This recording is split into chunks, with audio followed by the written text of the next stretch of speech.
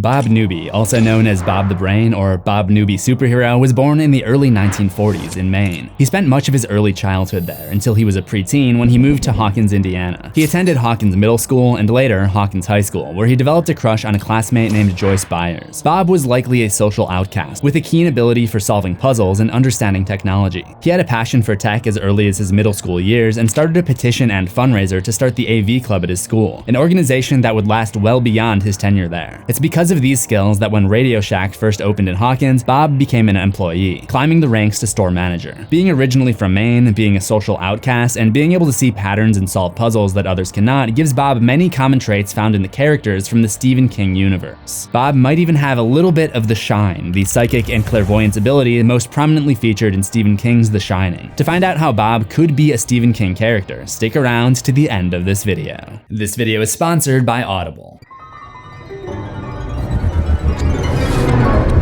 Bob wouldn't be the first time Stranger Things would exude some inspiration from Stephen King. There seem to be comparisons between Eleven and various King characters, most specifically Carrie. Says she's special, born with abilities.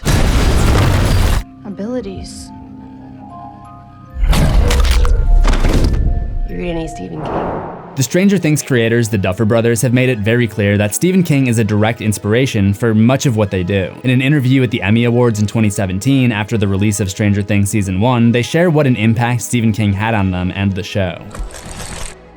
Stephen King, I haven't met him in person, but he tweeted about our show and we've exchanged some emails with him, and that still blows my mind because growing up, he was such an inspiration. I mean, he's like a god to us, and so it's just been surreal communicating with him at all. It's been amazing. But while Stephen King themes are apparent throughout Stranger Things, Bob Newby may be in fact the biggest Stephen King nod of them all. In this video, I'll be analyzing his entire story, so let's take it back to his introduction.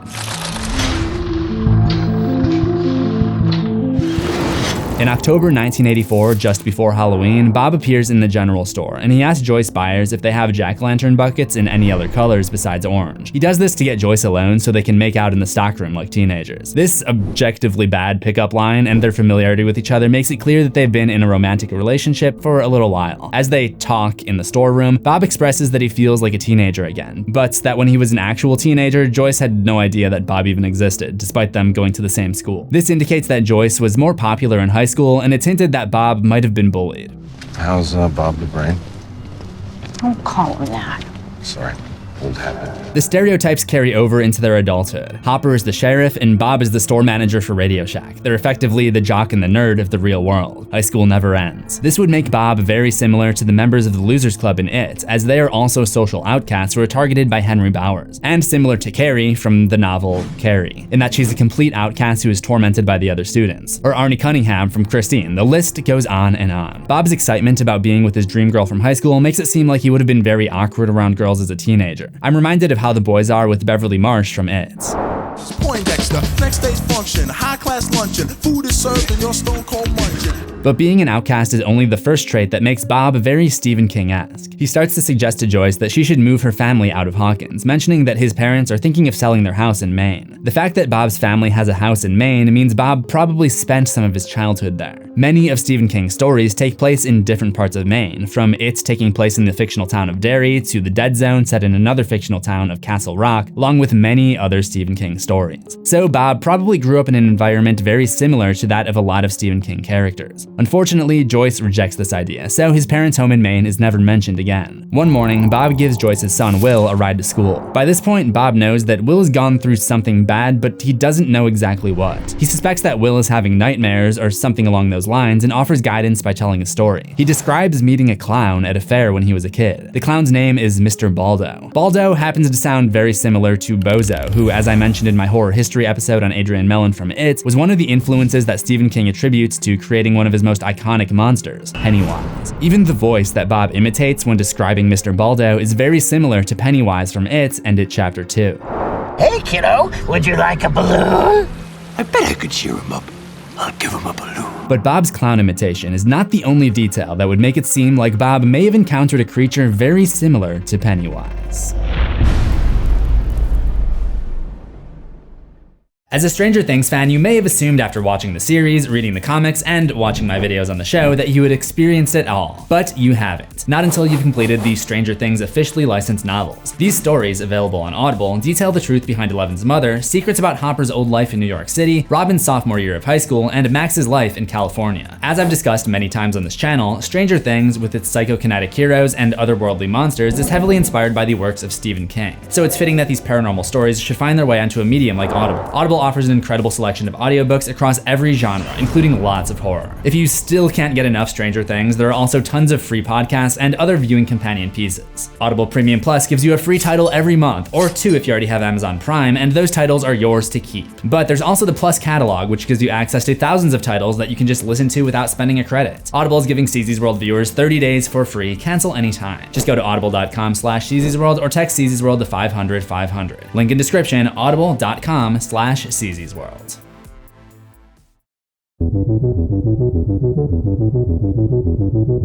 Bob goes on to explain to Will that he couldn't seem to get the clown Baldo out of his head, and that every night Mr. Baldo would come to him in his dreams. This is very similar to how Pennywise would work its way into the dreams and hallucinations of the 7 members of the Losers Club. One that comes to mind is Ben Hanscom's baseball dream. He had finally fallen asleep and dreamed he was playing baseball with the other boys in the vacant lot behind Tracker Brothers Truck Depot. He had just hit a bases-clearing home run. In the dream, he was almost bursting with pride and happiness. And then he had looked out towards center field, where a chain-link fence marked the boundary between a cindery lot and the weedy ground beyond that sloped into the barrens. A figure was standing in those tangled weeds and low bushes, almost out of sight. It was a clown. When Ben awoke the next morning, he had forgotten the dream, but his pillow was damp to the touch, as if he had wept in the night. Bob shares a lot of similarities with Ben Hanscom specifically. Ben struggles with his weight, and Bob appears to as well. Perhaps because of this, they both choose to see themselves as having heroic qualities while squaring up against enemies. Ben chooses to see himself as an athlete, and Bob repeatedly refers to himself as Bob Newby superhero. Bob goes on to describe that Baldo kept coming to him for months, until one day the nightmares suddenly stopped. Pennywise only comes out for several months at a time every 27 years, so it would make sense that this could be Pennywise, or at the very least a heavy Stranger Things homage to Pennywise. There are also some specific details from the Stranger Things comic book series that may pay tribute to Stephen King's popular painted antagonist. Will tells a story that occurred in the 1950s about a tentacled monster referred to as the Child Eater of Hawkins that shows up roughly every 20 years and makes kids disappear in sets of exactly 8 before disappearing again. The monster's pattern is nearly identical to that of Pennywise. Also, the movies on the Hawkins movie theater marquee are showing the Blob and the Mummy. The Mummy was one of the forms that Pennywise took to scare the members of the Losers Club, and the Blob would certainly fit in with that too. The Child Eater of Hawkins is revealed to have been made up. However, that doesn't mean it couldn't have been based on the urban legends passed down from the older generation.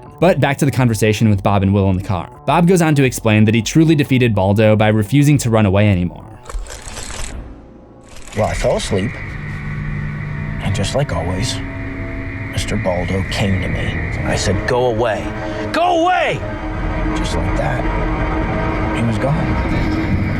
Never saw him again. Now I know It Chapter 2 isn't in the Stephen King canon, but I can't help but think about how the Losers Club takes their stand against Pennywise by refusing to be afraid. Danny Torrance in The Shining uses the same tactic to protect himself from some of the horrors of the Overlook Hotel throughout the book. In the follow-up, Dr. Sleep, the ghost of Dick Halloran explains exactly why this specific technique of standing your ground and refusing to be afraid can work for those who have the shine. World's a hungry place. And the darkest things are the hungriest, and they'll eat what shines. Swarm it like mosquitoes or leeches. Can't do nothing about that.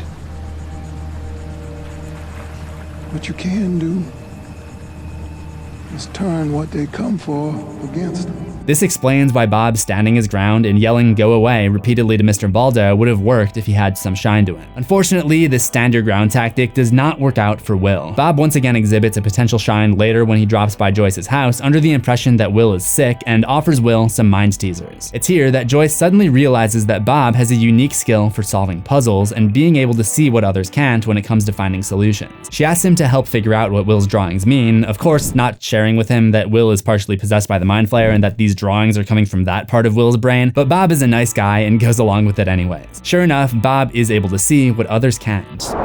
What? What is it? I know that shape. It's Lover's Lake. Even though Joyce still doesn't fill Bob in on what's going on, he goes with them to the underground tunnels where Jim Hopper is trapped and Bob participates in saving him, despite the implication that they never really got along in high school. Hey, Bob. Hi, Jim. Bob is rushed to the Hawkins lab with Joyce, Will, Mike Wheeler, and Hopper, where Joyce finally fills Bob in on what's been going on, leading Bob to coin his own new nickname. I always thought stuff like this happened in movies and comic books. Well, certainly not in Hawkins, and certainly not someone like you. Or you. Yeah. Bob Newby. Superhero. And that nickname is quickly put to test, as shortly after this, the creatures known as the Demodogs escape from the Upside Down and take over the Hawkins lab. They're able to knock out the power, stranding Bob with Hopper, Mike, Joyce, Will's Dr. Sam Owens, and an unconscious Will, locked away in a safe room at the upper level of the lab. As Hopper risks his life to get to the basement to turn the breakers back on, Bob intervenes with his expert of nerd knowledge of computer systems. He explains to Hopper that turning on the breakers may restore the power, but it would take an entire reboot of the system to open the gates, so that they can escape. It becomes immediately clear that the computer programming language BASIC is required to do this, and Bob is the only one who knows it. To further contrast Bob's nerdiness against Hopper being the sheriff, Bob has no idea how to use a gun, requiring Hopper to teach him. Bob does make it down safely and is able to restart the breakers and employ his knowledge of BASIC to get everything up and running and open the gates. But just when it seems like he's in the clear, the Demodogs appear on a stairwell on the computer screen, putting both him and everybody else in danger. But once again, Bob puts his understanding of BASIC to use by putting in the code to start the fire sprinklers in the stairwell. Joyce, Hopper, and the kids make a break for the exit, while Dr. Sam Owens stays behind to guide Bob over the intercom to safety. This whole ordeal is very tense. Bob brushes shoulders with death several times. Sadly for Bob, just as it seems like he's in the clear, with the Demodogs trapped and locked out on the other side of the door, like the Bumpus's dogs on Christmas morning, one of them breaks through, like the Bumpus's dogs on Christmas morning. And Bob ends up on the wrong side of one of the most tragic deaths that Hawkins has yet to endure.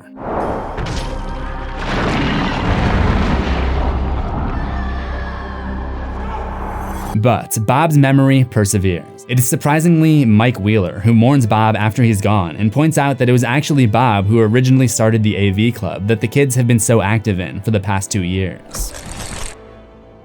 He petitioned the school to start it and everything. And then he had a fundraiser for equipment. Mr. Clark wanted everything from him. Pretty awesome, right? Yeah. We can't let him die in vain. Bob would become an unlikely hero for the newest generation of Hawkins middle school nerds and truly lived up to his reputation as a classic Stephen King-esque outcast. If you want to see the histories of more Stranger Boys, click that playlist on the left. I've got more episodes on the way, so remember to subscribe to CZsWorld for new horrors every week, ring the death bell for notifications, and I'll see you in the next one, assuming we both survive.